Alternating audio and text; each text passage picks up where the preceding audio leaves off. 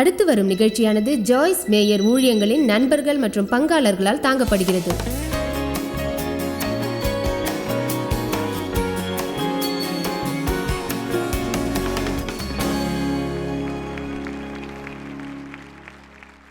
இந்த காலை வேளையில் இந்த போதனைக்கான தலைப்பு என்னவென்றால், ஏதாகிலும் ஒரு மாற்றம் அவசியம் என்பதாகும். எத்தனை பேர் அது அவசியம் என்று உணர்கிறீர்கள்? ஏதாவது ஒரு மாற்றம் அவசியம். அநேக நேரங்களில் நமக்கு பிடிக்காத காரியங்களை பார்க்கும்போது இவ்விதமாக கூறிடுவோம், ஏதாவது ஒரு மாற்றம் அவசியம். வருத்தமானது, நாம் அப்படி சொல்வதுண்டு, ஆனால் எதுவும் செய்வதில்லை. நாம் கடினமாக உழைக்கிறோம் என்பதை காணும்போது அப்படி சொல்லுகிறோம். நாம் அலுவல் நிறைந்து இருக்கிறோம் என்ற வெளிப்பாடு வரும்போது அப்படி சொல்கிறோம். நம்முடைய நாள்காட்டி நிறைந்து அதிகமான வேலைகளை வைத்துக் கொள்கிறோம். எனக்கு செஞ்சு முடிக்க வேண்டிய வேலை நிறைய இருக்கு, மாற்றம் கட்டாயம் தேவை, நான் மிக அலுவல் நிறைஞ்சு அழுத்தத்தோடு இருக்கேன், ஏதாவது மாற்றம் கட்டாயம் தேவை. இந்த குழந்தைகள் கட்டுப்பாடு இல்லாமல் இருக்காங்க, ஏதாவது மாற்றம் தேவை. புரிகிறதா? ஆனால் உண்மையில் எது நடக்க வேண்டும் என்று நாம் நினைக்கின்றோம் தெரியுமா? என்ன நடக்கும் என்றால், நீங்கள் மறுபடியும் அந்த மலையை சுற்றி வந்து நாளைக்கும் மீண்டும் இதையே தான் கூறிடுவீர்கள். கவனிக்க வேண்டியது என்னவென்றால், நான் நினைக்கிறேன் மக்கள் ஒத்தி வைக்கும் பழக்கத்தில் சிக்கிக் கொள்கிறார்கள் என்று. அவர்களுக்கு நன்றாக தெரிகிறது ஒரு மாற்றம் அவசியம் என்று. ஆனால் அவர்களுடைய சோம்பல், செயலற்ற மனப்பான்மை நிமித்தம் எதிராளி நம் மத்தியில் குடிகொள்கிறான். நாம் எப்போதுமே நாம் மட்டுமே செய்து முடிக்க வேண்டிய வேலையை மற்றொருவர் செய்திட காத்திருக்கிறோம். என் நிகழ்ச்சி நேரங்களை பார்த்து நான் அலுவல் நிறைந்திருந்த நாட்கள் எவ்வளவு என்று கூட என்னால் விவரிக்க முடியாது. நீதான் உன் நிகழ்ச்சிகளை ஒழுங்கு செய்தாய், உனக்கு பிடிக்கவில்லை என்றால் மாற்றிக்கொள் என்று தேவன் என்னிடம் சொன்னார். எத்தனை பேர் உணர்கிறீர்கள்? நீங்கள் மிக சோர்ந்து போய் போதுமான நேரம் இல்லை என்று புலம்பிக் கொண்டு உங்கள் கரத்தை உயர்த்த சோம்பல் அடையாதீர்கள். தேவனே, என்மேல் இரக்கமாயிரும், எனக்கு உதவும். நீங்கள் மட்டுமே மாற்றத்தை ஏற்படுத்த முடியும்.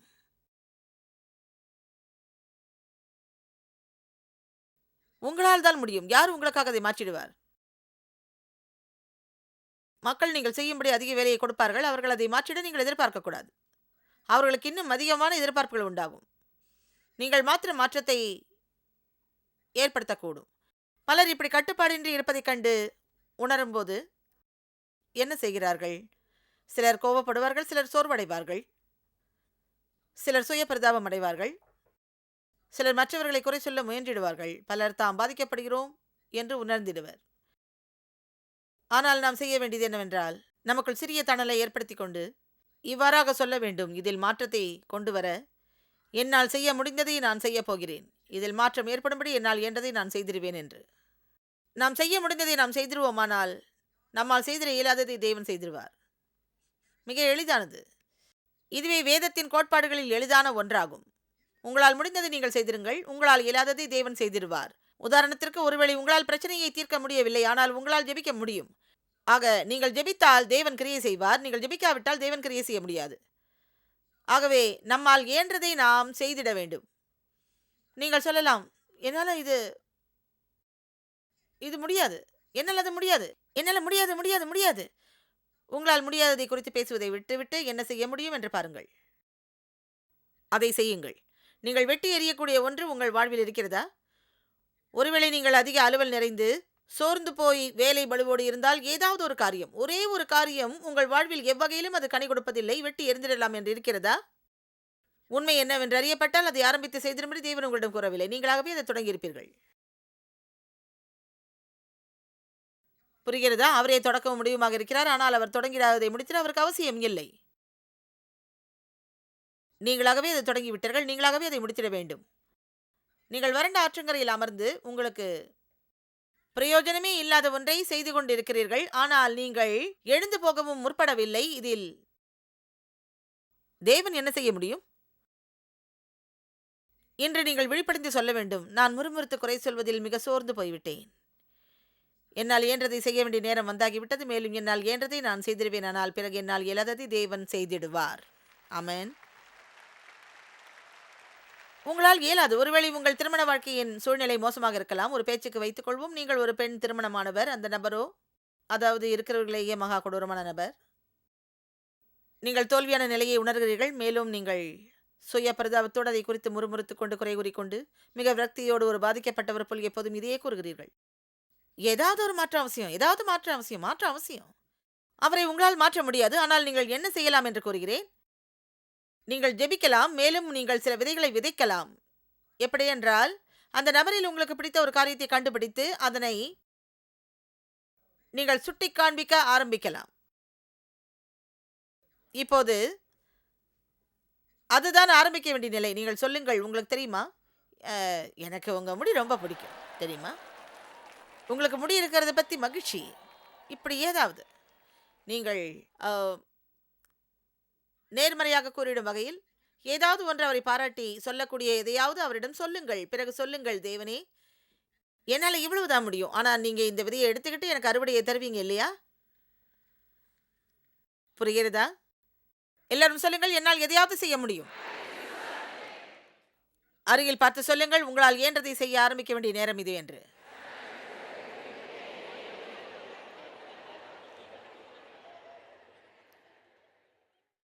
ஒன்று தெரியுமா, நான் தெய்வ வார்த்தையை படித்து உணர்ந்த போது, அதாவது சாத்தான் என்னுடைய குழந்தை பருவம், எனது அறியாமை, என் சுய மதிப்பு, என் சுய நம்பிக்கையை அவன் திருடியது அல்லாமல் எனது சமாதானம், சந்தோஷ நிம்மதியை பறித்த போது நான் கோபமடைந்தேன். ஏசாயா 43:18-19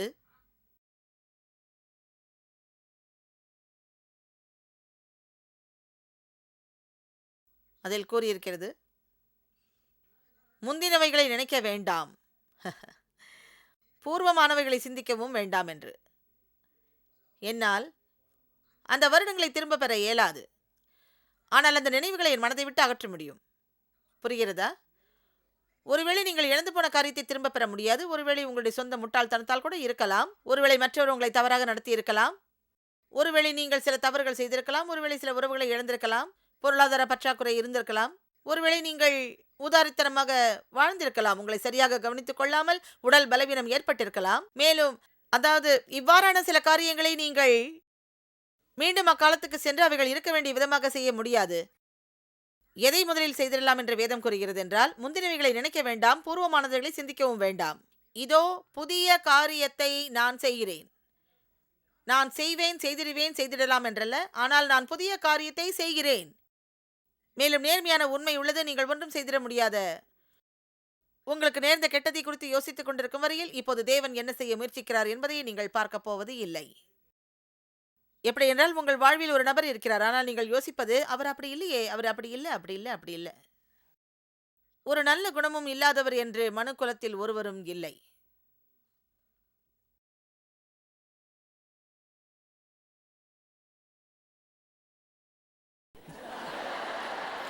இது ஆண்களுக்கு. உங்களுக்கு ஒருவேளை தவறான உறவுகள் இருந்தால் என்ன வித்தியாசமா பார்த்து வெட்கப்பட விரும்புறீங்களா?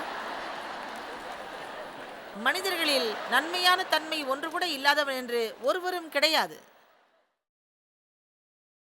நாம் செய்ய வேண்டியது நல்ல காரியங்களை உயர்த்தி கூறி கெட்டவைகளை குன்றி போக செய்திட வேண்டும்.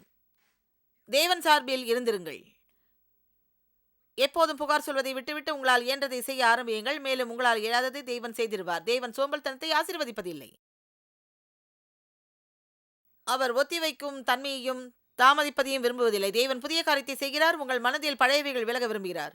ஒருவேளை நீங்கள் இப்போது சொல்லலாம், ஒன்று தெரியுமா, நான் ரொம்ப சோர்ந்து போயிருக்கேன், என்னைய குழப்பத்துக்கு உள்ளாக்கிக்கிட்டேன், எனக்கு நிறைய அர்ப்பணிப்புகள் இருக்கு, நான் ரொம்ப பிஸி, என்னோட குழந்தைங்களை கவனிக்க முடியாத அளவுக்கு வேலை அதிகம், இப்போ அவங்க ரொம்ப மோசமாயிட்டாங்க, என் வீடும் சீர்கேடா இருக்கு. நீங்கள் என்ன செய்ய வேண்டும் தெரியுமா? இவைகளை சரிப்படுத்த உங்களால் இயன்றதை செய்ய ஆரம்பியுங்கள். ஆனால் இழந்து போனதை திரும்ப பெற இயலாததை குறித்து துக்கப்பட வேண்டாம். ஏனென்றால் நீங்கள் உட்கார்ந்து அதை குறித்து இப்படி யோசித்தால், நான் அப்படி செஞ்சிருக்கலாம், இப்படி செஞ்சிருக்கலாம், அப்படி செஞ்சிருக்கலாம், அப்படி நினைப்பது இன்றைக்கு தேவன் உங்களுக்கு கொடுக்கும்படி வைத்திருக்கும் பலத்தை திருடிவிடும். ஆமென். நீங்கள் செய்ய நினைத்ததை இப்போது ஒன்றும் செய்ய முடியாது. ஆனால் இப்போது என்ன செய்ய வேண்டுமோ அதனை உங்களால் முழுமையாக செய்ய முடியும். மேலும் நான் எனது 30ஆம் வயதுகளில் தேவனுடைய வார்த்தைக்கு என் கண்கள் திறக்கப்படுவதற்கு முன்பு நான் கண்டறிந்தேன், சும்மா இருந்து என் வாழ்வை குறித்து குற்றம் சொல்வதை விட நான் எதையாவது செய்ய வேண்டும் என்பதை. நான் தெய்வ வார்த்தையில் செயல்பட வேண்டும். மேலும் நான் என்னை படிப்பிக்க வேண்டும் என்று வார்த்தை என்ன சொல்லுகிறது என்பதை நான் அறிய வேண்டும். பிறகு நான் என் மனதை மாற்ற வேண்டும். என் மனப்பான்மையை மாற்ற வேண்டும். நான் பேசுகிற விதத்தையும் நான் நடந்து கொள்ளும் விதங்களை மாற்றிட வேண்டும். நன்மைக்கு எதுவாக என்ன நடந்தது தெரியுமா? தெய்வ வார்த்தை கிரியை செய்தது. உண்மையை சொல்கிறேன், நான் வழக்கமாக நினைத்த காரியங்களை நான் நினைப்பதே இல்லை. எனது வாழ்க்கை கடந்த 10 வருடங்களாக மிக அருமையாக இருக்கிறது. ஒருவேளை எனக்கு அந்த 10 வருடங்கள் மட்டுமே இருந்திருக்குமானால் அந்த 10 வருடங்களை தவிர வேறு எதுவும் இல்லை. அது நல்ல காலங்களாக இருந்தது. ஆமென். மேலும் தேவன் உங்கள் வேதனைக்கு பதிலாக இரட்டத்தனையாய் கொடுப்பார். வேதம் வாக்களிக்கிறது, தேவனை உண்மையாக தேடுகிறவர்களுக்கு அவர் பலன் அளிப்பார் என்று. அவர் நீதியின் தேவன், அவர் சரிகட்டுகிற தேவன். மேலும் ஏசாயா 61:7-8 அதில் கூறப்பட்டுள்ளது, உங்கள் வெட்கத்திற்கு பதிலாக இரட்டத்தனையாய் பலன் வரும் என்று. யோபுவிற்கு அதிக வேதனைகள் இருந்தது, ஆனால் இறுதியில் அவன் முன்பு இருந்ததை காட்டிலும் இரட்டிப்பான ஆசீர்வாதம் பெற்றான். ஆக நீங்கள் இழந்தவைகளுக்காக துக்கப்படுவதை விட்டுவிட்டு இன்றைய இரட்டிப்பான நன்மையை பிரகடனம் செய்திட ஆரம்பியுங்கள். தேவன் உங்களுக்காக ஒரு பலனை வைத்திருக்கிறார். ஆனால் நீங்கள் ஒரு புதிய மனப்பான்மை கொண்டிருக்க வேண்டும். நீங்கள் பாதிக்கப்பட்ட உணர்வோடு உட்கார்ந்து கொண்டு உங்களுக்காக நீங்களே வருத்தப்பட்டு கசப்போடு வெறுப்போடு கூற வேண்டாம், ஏதாவது ஒரு மாற்றம் அவசியம் என்று. வேதத்தில் தங்கள் இலக்கை மாற்றி அமைத்துக் கொண்ட சிலரை குறித்து இப்போது பார்க்கலாம். உங்கள் இலக்கை அடைய நீங்கள் செய்ய வேண்டிய சில காரியம் உண்டு. உங்கள் தலையெழுத்தை குறித்து கூறுகிறது. அதுதான் என் தலையெழுத்து. சரி, தலையெழுத்து போலவே ஆகட்டும். உங்களுக்கு தலையெழுத்தை பற்றி தெரியும். கிறிஸ்தவர்களுக்கு ஒரு இலக்கு இருப்பதை குறித்து எனக்கு மகிழ்ச்சி. எனக்கு நல்ல ஆரம்பம் இருக்கவில்லை, ஆனால் நல்ல முடிவை நான் கொண்டிருப்பேன். மேலும் நாம் எப்படி இருக்கிறோம் என்பதை விட எப்படி முடிக்கிறோம் என்பதுதான் அவசியம். ஆரம்பம் எப்படி இருந்தாலும் முடிவு நன்மையாக இருக்க வேண்டும். மேலும் உங்களுக்கு இது காலதாமதம் அல்ல. காரியங்களை மாற்றி அமைக்க நேரம் இல்லாமல் இல்லை. நல்ல உறவுகளை கட்டி எழுப்ப நேரம் போதாமல் இல்லை. கடன்களில் இருந்து விடுதலை பெற நேரம் போதாமல் இல்லை. உங்கள் வீட்டை சுத்தம் செய்ய போதுமான நேரம் இல்லாமல் இல்லை. உங்கள் சரீரத்தை பாதுகாக்க போதிய நேரம் இல்லாமல் இல்லை. உங்களுடைய நாட்குறிப்புகளை மாற்றி அமைக்க போதிய நேரம் இல்லாமல் இல்லை. நீங்கள் சும்மா உட்கார்ந்து கொண்டு அதிக வேலை பளுவோடு இப்படியாக ஏதாவது மாற்றம் தேவை. ஓ கடவுளே, என்னால் இதை தாங்க முடியல, ஏதாவது ஒரு மாற்றம் தேவை என்று கூறாதிருங்கள். அது வெறும் தந்திரம். அது உபயோகமற்ற ஒன்று, முடிவே இல்லாத சுழற்சி போன்றது. நீங்கள் மிகவும் சந்தோஷம் அடைந்திடுவீர்கள் இப்படியாக சொன்னால். என்னவென்று தெரியுமா? பிசாசு என்னிடமிருந்து நிறைய திருடி விட்டான். எனக்கு தெரியும், தேவன் இல்லாமல் என்னால் எதுவும் செய்ய முடியாது. ஆனால் நான் செய்யும்படி தேவன் காண்பிக்கும் அனைத்தையும் நான் செய்ய போகிறேன். என்னால் இயன்றதை நான் செய்வேன். என்னால் முடியாததை தேவன் செய்வார்.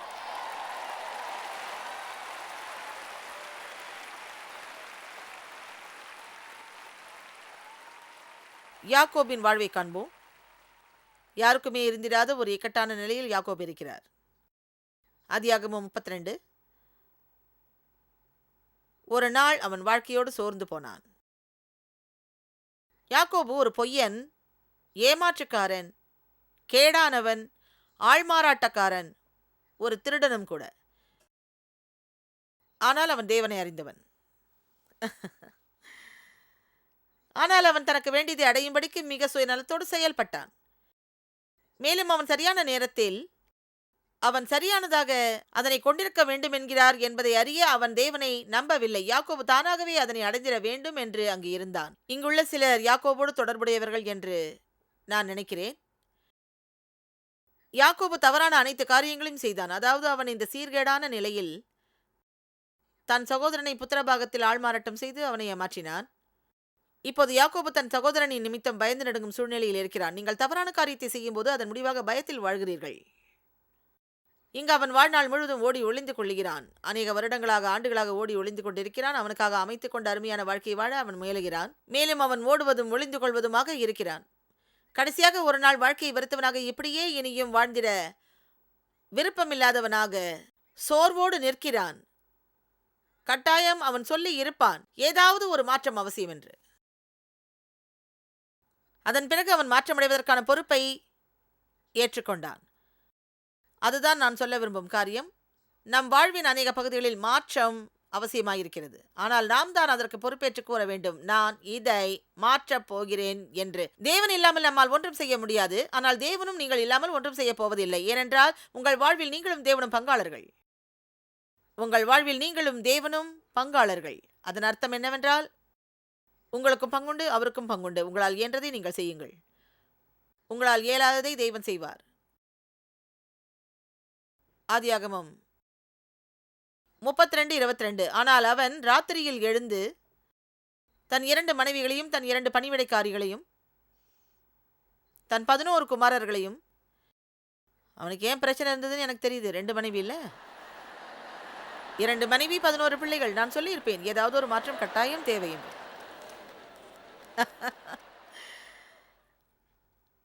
இப்போது கவனியுங்கள். அவன் அவர்கள் அனைவரையும் கூட்டிக் கொண்டு ஆற்றை கடந்தான். வசனம் 23. அவர்களையும் சேர்த்து ஆற்றை கடக்க பண்ணினான், தனக்குண்டான அனைத்தையும் அக்கறைப்படுத்தினான். இதை குறித்து புரிந்து கொள்ளுதலை நீங்கள் அடைய விரும்புகிறேன். யாக்கோபு ஒரு தீர்மானத்திற்கு வந்து விட்டான். அதாவது, எனக்கு சமாதானம் இல்லாத பட்சத்தில் எனக்கு இருக்கும் அனைத்தும் ஒரு பொருட்டல்ல என்று. ஆக அவன் கூறுகிறான், அதெல்லாம் இருக்கட்டும். அவன் அதை விட்டு விட்டான், அதை விட்டு விலகி போனான். அவன் கூறினான், நான் தேவனோடு முதலில் சீர்பொருந்த வேண்டும்.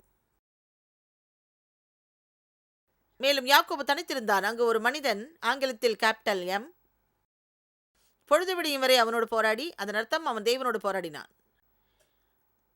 அம்மனிதர் அவனை மேற்கொள்ள முடியாததைக் கண்டு, எனக்கு இது பிடிக்கும், அவனுடைய தொடை சந்தை தொட்டார்.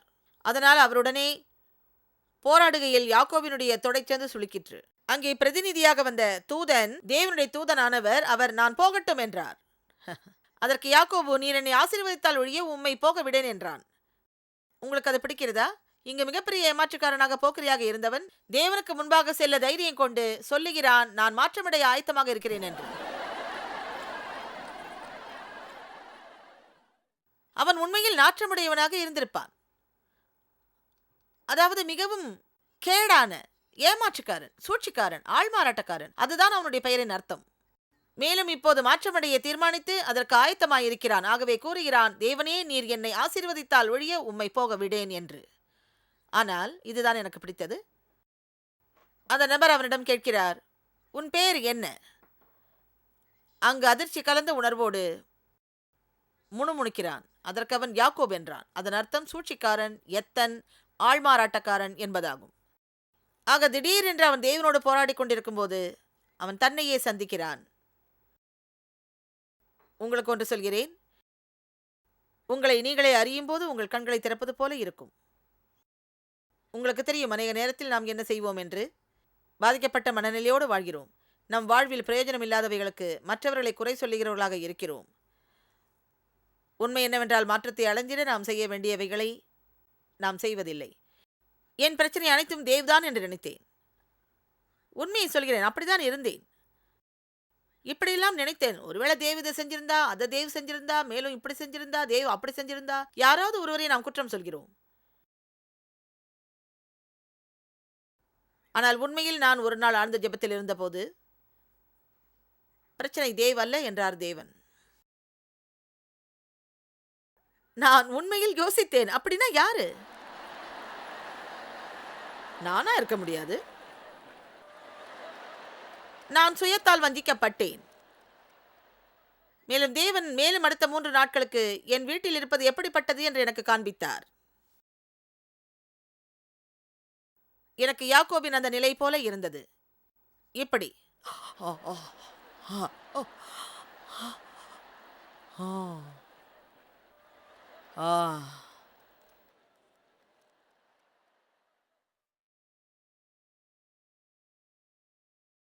வசனம் 28. அப்போது அவர், உன் பேர் இனி யாக்கோபு எனப்படாமல் இஸ்ரவேல் எனப்படும். தேவனோடு போராடினாய் என்றார். மேலும் இது எனக்கு பிடித்த ஒன்று, ஏனென்றால் நீ தேவனோடும் மனிதனோடும் தேவ பலத்தோடும் மனித பலத்தோடும் போராடி மேற்கொண்டாய். வேறு வார்த்தையில், தேவன் ஒரு நபர் தைரியமாக சொல்வதை விரும்புகிறார். அதாவது, நான் கேடான வாழ்க்கை வாழ்ந்திட்டேன் என்று எனக்கு தெரியும், ஆனால் இப்போது அதை விட்டு விலக விரும்புகிறேன். நான் உமக்கு நேராக வருகிறேன். மேலும் தேவனே, நான் உம்மோடு போராடப் போகிறேன். மேலும் வேதத்தில் எனக்கென காணப்படும் அனைத்தையும் பெறும் வரை உம்மை விடமாட்டேன் என்று கூறுபவன். புரிகிறதா? நம்பிக்கையற்ற நிலை என்று ஒன்றுமே இல்லை. இந்த கட்டிடத்திலும் இல்லை, உலகில் நீங்கள் எங்கிருந்து பார்த்தாலும் சரி, அப்படி ஒன்றும் இல்லை. உங்களுக்கு போதிய நேரம் இல்லாமல் இல்லை. தேவன் புதிய ஆரம்பங்களின் தேவனாக இருக்கிறார். 2வது சந்தர்ப்பம், 3வது சந்தர்ப்பம், உங்களுக்கு என்ன வேண்டுமானாலும் சரி. மேலும் நீங்கள் உங்கள் கடந்த காலத்திலிருந்து விடுதலை பெற்று எதனை நீங்கள் அடையும்படி இயேசு மரித்தாரோ அதனை அடையும் வரை நீங்கள் தேவனோடு போராட வேண்டும். அதை விட்டு இதை கூறுவதால் இது நடக்கப் போவதில்லை. ஏதாவது ஒரு மாற்றம் அவசியம். யாக்கோபு இப்படிப்பட்ட தீர்மானத்திற்கு அந்த ஆற்றங்கரையில் அமர்ந்து வார்த்தைகளாய் மட்டும் கூறிவிடவில்லை. ஒரு மாற்றம் கட்டாயம் அவசியம். அப்படி இருந்தால் இன்று வரை அங்கேதான் இருப்பான். இல்லை, அவன் கூறினான், எனக்கு ஒன்றுமே இல்லை. என்னால் நேர்த்தியாக வாழ இயலாவிட்டால் ஒன்றுமே இல்லை. நான் வாழும் நிலையை விட்டு முற்றிலும் திரும்பி தேவனை மாத்திரம் பற்றிக் கொள்ள வேண்டும். என் வாழ்வில் அவர் ஆசீர்வாதத்தை கொண்டிருக்க வேண்டும். ஆகவே அவன் தேவனோடு போராடினான். உங்களில் சிலர் இங்கு ஒரு அற்புதத்தை எதிர்பார்த்து வந்திருக்கலாம். நீங்கள் செய்ய வேண்டியது என்னவென்றால், வீட்டுக்கு போய் அடுத்த ஒரு வாரம் தேவனோடு போராடுங்கள். ஆமென். ஒருவேளை அது உங்களை கூட்ட நெரிசலில் இருந்து வெளியேற்றி உங்களுக்கான தனிப்பட்ட வார்த்தையை கொடுத்திடலாம். ஒருவேளை நீங்கள் நினைக்கலாம், ஒருவர் என் மீது கரங்களை வைத்த மாத்திரத்தில் அனைத்தும் மறந்துவிடும் என்று. என்னிடம் உங்களுக்கான வார்த்தை இருக்கிறது. குறை கூறுவதை விட்டுவிட்டு முறுமுறுக்காமல் எதையாவது செய்திடுங்கள். உங்களுக்குடைய கரைகள் வற்றிப்போய் இருந்தால் முன்னேறுங்கள். குதிரை மரித்து 10 வருடமாய் இருந்தால் விட்டு இறங்குங்கள்.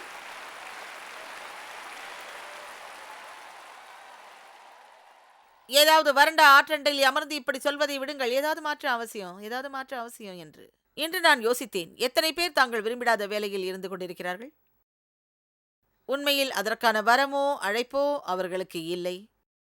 அதை செய்வதில் சந்தோஷம் இல்லை, சமாதானம் இல்லை, நிறைவடையாத நிலையை உணர்கிறார்கள், வறட்சியை உணர்கிறார்கள், மிக வேதனைப்படுகிறார்கள். அதை உணர்ந்து நீங்கள் சுற்றியிருப்பவருடன் வெளிப்படுத்துகிறீர்கள். ஏனென்றால் நமக்குள் உணரப்படும் தன்மையே நம்மிலிருந்து வெளிப்படும். சரியான தீர்மானம் எடுக்க தைரியமில்லாத நிலை நம்மை சுற்றியிருப்பவர்களை பாதிக்கும். உங்கள் முழு வாழ்வையும் உங்களுக்கு விருப்பமில்லாத ஒன்றை செய்யவும், எப்போதோ உங்களுக்கு நல்லதாக தோன்றிய ஒன்றை செய்யும்படி கழிப்பது விபரீதமானதாகும். ஆனால் இனியும் அப்படி இருக்க இயலாது. அது உங்களுக்கு வறண்ட ஆற்றைப் போல இருக்கும். மேலும் உங்களுக்கு வறண்ட ஆற்றங்கரையின் பழக்கம் இல்லாவிட்டால் எலியாவை பாருங்கள். எலியா தேவனுடைய உன்னதமான தீர்க்கதரிசி. அங்கு பஞ்சகாலம் ஏற்பட்டது. தேவன் இயற்கைக்கு அப்பாற்பட்ட விதத்தில் ஆற்றங்கரையில் அவரை போஷித்தார். ஒவ்வொரு நாள் காலையிலும் மாலையிலும் காகங்கள் அவருக்கு உணவு கொண்டு வந்தன. ஆனால் வேதம் கூறுகிறது, ஆறு வற்றி போனது. உங்களுக்கு எப்படிப்பட்ட சூழ்நிலைகள் இருந்தாலும் அது ஒரு பொருட்டல்ல. அது வறண்டு போகலாம். எது உங்களுக்கு ஜீவனுள்ளதாகவும் செத்ததாகவும் இருக்கிறது என்று பகுத்தறியக்கூடியவர்களாக நீங்கள் இருக்க வேண்டும். அதன் மேல் அபிஷேகம் எப்போது இருக்கிறது என்றும் எப்போது இல்லை என்றும், எப்போது கிருபை இருக்கிறது என்றும் எப்போது இல்லை என்றும் அறிய வேண்டும். புதிய ஒன்றை முயற்சிப்பதை விட்டுவிட்டு இன்னமும் எத்தனை பேர் இன்றும் வறண்டு போன ஆற்றங்கரையில் உட்கார்ந்திருப்பதை பார்த்து அதிர்ச்சி அடைகிறேன். ஏதோ செய்ய நினைக்கிறார்கள், ஆனால் பயப்படுகிறார்கள். ஒருவேளை தவறு செய்தால் பணத்தை குறித்து யோசிக்கிறார்கள். அது இது என்று ஏதோ ஒன்று சொல்கிறேன். உங்களுடைய சமாதானம், சந்தோஷம் தேவனுக்கு முன்பான உங்களுடைய நீதிக்கும் மேலாக முக்கியம் வாய்ந்ததென்று எதுவும் இல்லை. தேவ சித்தத்தில் இருப்பதை விட முக்கியமானது ஒன்றுமில்லை. ஏனென்றால் எத்தனை நபர்களை நீங்கள் சந்தோஷப்படுத்தினாலும் நீங்கள் செய்வதில் தேவன் பிரியப்படாது இருந்தால் உங்களால் சந்தோஷமாக இருக்க முடியாது. மறுபடி சொல்கிறேன், எத்தனை பேரை நீங்கள் சந்தோஷப்படுத்தினாலும் உங்களுக்காக உள்ள தேவ சித்தத்தின் மத்தியில் இருப்பதை நீங்கள் அறிந்திடாத வரையில் உங்களால் சந்தோஷமாயிருந்திட முடியாது. ஆமென். யாக்கோபு உண்மையில் கேடு நிறைந்தவன், ஆனால் அவன் மாற்றமடைந்தான். நான் யோசித்தேன் சவுல் ராஜாவை பற்றி. சவுலின் தொடக்கம் நன்றாயிருந்தது, முடிவு பரிதாபமானது. யாக்கோபின் ஆரம்பம் தவறாயிருந்தது, முடிவோ நன்மையானது.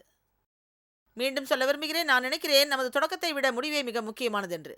நான் யோசித்தேன், அநேகர் ஆரம்பத்திலேயே காணாமல் போய்விடுகிறார்கள். மேலும் அவர்கள் எதையும் செய்து முடிப்பதில்லை. அவர்களின் வாழ்வில் நல்ல தொடக்கம் இல்லாது இருக்கிறார்கள். உங்களுடைய தொடக்கம் உங்கள் இலக்கை திருடிவிட நீங்கள் அனுமதிக்காதீர்கள். ஆமென். உங்கள் இலக்கை நோக்கி செல்லுங்கள். தேவனால் நியமிக்கப்பட்ட இரத்தத்தால் வாங்கப்பட்ட இலக்கு அது. ஆக நீங்கள் சும்மா உட்கார்ந்து கொண்டு காரியங்கள் இப்படியாக இருக்கிறது என்று முணுமுணுத்து குறை கூறுவதை நிறுத்திட வேண்டும். ஆமென். நீங்கள் இப்படி சொல்ல வேண்டும், நான் இப்போது எதிரியின் செயலை தெளிவாக காண்கிறேன். அவனை நான் தோற்கடிப்பேன். நான் அவனை தோற்கடிக்க பண்ணுவேன். பங்காளர்களுக்கும் எங்களது நன்றியையும் பாராட்டுகளையும் தெரிவிக்கிறோம். ஒன்றாய் இணைந்து நாம் பசியுள்ளவர்களை போஷித்து உடைகளை கொடுத்து தேசங்களுக்கு சுவிசேஷத்தை சொல்லி வருகிறோம். எங்களை தொடர்பு கொண்டு உங்கள் ஜெப தேவைகள் மற்றும் எங்களின் வெளியீடுகள் பற்றி அறிந்து ஜாய்ஸ் அவர்கள் நிகழ்ச்சிகளை அறிந்து எங்களோடு இணைந்து தேவ அன்பை உலகிற்கு பரவச் செய்யுங்கள். அடுத்து வரும் நிகழ்ச்சியானது ஜாய்ஸ் மேயர் ஊழியங்களின் நண்பர்கள் மற்றும் பங்காளர்களால் தாங்கப்படுகிறது.